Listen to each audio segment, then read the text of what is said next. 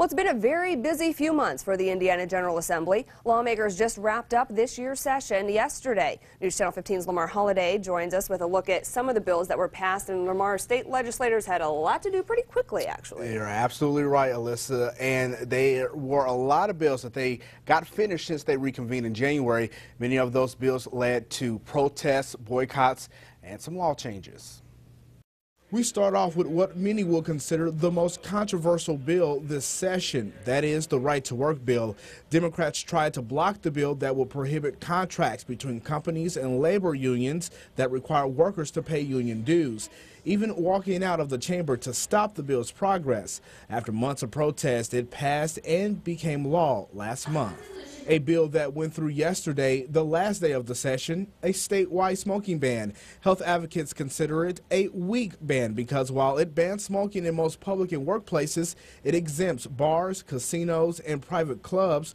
Governor Daniels is expected to sign that ban into law next week. It was lost $300 million of Indiana taxpayers' money, but now it has been found by the Department of Revenue. About $80 million of that will fund full-day kindergarten, stopping school districts from charging parents for enrolling their child in the full-day programs. $6 million will go to victims of last summer's fatal State Fair stage collapse. The rest will be as a tax refund to Indiana taxpayers. People can now protect themselves from illegal entry from police under the Indiana Safe Defense Law. This bill was written in response to the Indiana Supreme Court ruling that residents couldn't resist police even if it was an illegal entry, which in turn caused a public uproar. State inheritance tax will be phased out in stages until it's eliminated in 2021. It currently brings in $160 million to the state. Governor Daniels signed into law a sex trafficking bill, which will in turn make it easier to prosecute human sex trafficking cases. It's now a felony punishable by 20 to 50 years in prison. And any store can lose their business license if caught selling any synthetic drugs such as Spice or K2.